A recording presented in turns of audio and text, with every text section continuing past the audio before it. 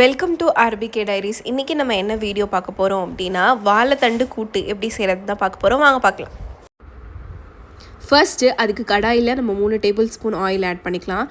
Next வந்து கடுகு add பண்ணிக்கோங்க. கடுகு நல்லா பொரிஞ்சதுக்கப்புறம் கருவேப்பிலை 2 காஞ்ச மிளகாய் உடச்சி ஆட் பண்ணிக்கிறேன். அதுக்கப்புறமா ஒரு பெரிய சைஸ் வெங்காயத்தை கட் பண்ணி ஆட் பண்ணிக்கிறேன். வெங்காயம் ஒரு 2 நிமிஷம் நல்லா வதங்கினதுக்கப்புறம் நம்ம வாழைத்தண்டு போட்டு அதுக்கேற்ற உப்பு ஆட் பண்ணிக்கலாம். லைட்டாக 2 நிமிஷம் எண்ணெயிலே நல்லா வதக்குனதுக்கப்புறம் நம்ம என்ன பண்ணுறோம் அப்படின்னா, இதுக்கு தேவையான அளவுக்கு தண்ணி ஆட் பண்ணிக்கிறோம். தண்ணி ஆட் பண்ணி நல்லா ஒரு 10 நிமிஷம் கொதிக்க விடுங்க. இப்போது 10 மினிட்ஸ் இது நல்லா கொதிச்சிருச்சு. வாழைத்தண்டும் நல்லா வெந்துருச்சு.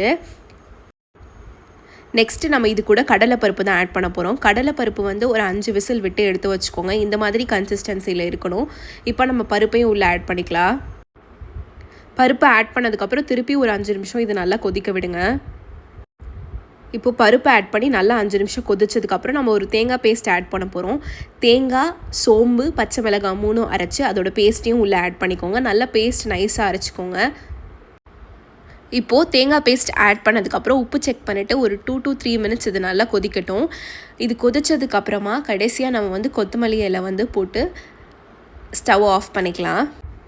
அவ்வளோதான், நம்ம வாழைத்தண்டு கூட்டு வந்து ரெடி ஆகிடுச்சு. இது ரொம்பவே ஹெல்த்தியான ரெசிபி. ஸோ நீங்களும் வீட்டில் ட்ரை பண்ணி பார்த்துட்டு மறக்காமல் எப்படி இருந்துச்சுன்னு சொல்லுங்கள். இதே மாதிரி நிறையா வீடியோஸ் வேணும்னா மறக்காமல் எங்கள் சேனலை சப்ஸ்கிரைப் பண்ணிக்கோங்க. கூடவே பக்கத்தில் இருக்க பெல் ஐக்கானையும் கிளிக் பண்ண மறந்துடாதீங்க. அப்போ தான் நான் போடுற வீடியோஸ் நோட்டிஃபிகேஷன் உடனே வரும். தேங்க்ஸ் ஃபார் வாட்சிங்.